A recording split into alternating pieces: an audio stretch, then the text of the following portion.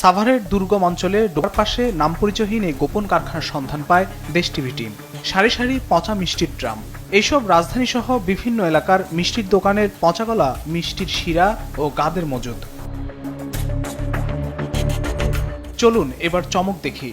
জালিয়াতিতে সৃষ্টিশীল অসাধু চক্রটি আগুনের চুলায় পচা মিষ্টি জাল দিয়ে ঘন শিরা বানিয়ে সঙ্গে আটা, সোডা আর রং দিয়ে বানাচ্ছে নাটোরের কাঁচাগোল্লার সন্দেশের রসদ। এই রসদ ঠান্ডা করতে ঢালা হচ্ছে ট্রেতে। ঠান্ডা হওয়ার পর দেখুন পায়ের নিচে ফেলে কর্মীর নিদারুণ কাটাকাটি। পচা মিষ্টি এটা দিয়ে কি করেন? এই সন্দেশ বানানো হয়। এটা নোংরা না? এটা নোংরা তো এটা তো ঠিক হচ্ছে এটা? এটা না ঠিক না তো এটা আমাকে কাজ এটা ঠিক না তো এটা ঠিক না তো বানানি এটা আমরা কাজ করতে হয় এটা। আপনারা যদি কোন পচা তাহলে তো পচাই হবো, আমরা তো কই ভালোই। এটা দিয়ে কি বানান? সন্দেশ খাবারটা যে পাও দিয়ে পাড়ায় বানাচ্ছেন না? পাও দে না ভাই, এই যে ময়লা তো বলে না, স্কেল দিয়ে কাটাই দিয়েছে এই যে।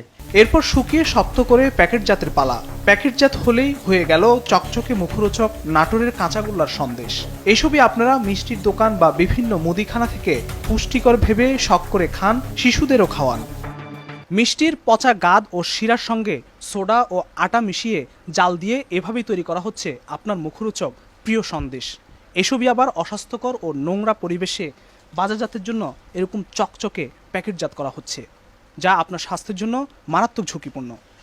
ডোবা নর্দমার অপর পাশের বাড়িতে আরেকটি কারখানা গড়ে সেখানেও করছে মহাজালিয়াতি। নোংরা স্যাঁতস্যাঁতে পরিবেশে রাখা বিভিন্ন মিষ্টির দোকান থেকে সংগ্রহ করা পচা ময়লার গাদ মিষ্টি, এইসব কড়াই জাল দিয়ে রং, আটা, সোডা মিশিয়ে ঘন করছে কারিগর। এরপর এখানেও নাটোরের কাঁচাগোল্লার সন্দেশ ও বরফি সহ নানা নামের খাদ্যপণ্য বানাচ্ছে কারখানাটি।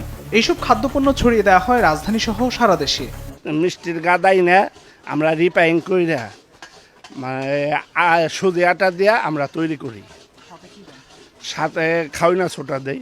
অসুস্থ আমরা তো খাইয়া মোটা তাজা আছি, আর মানুষের খাইয়া তো এইভাবে তো দেখি তো না বলে মরে 2-4 জন।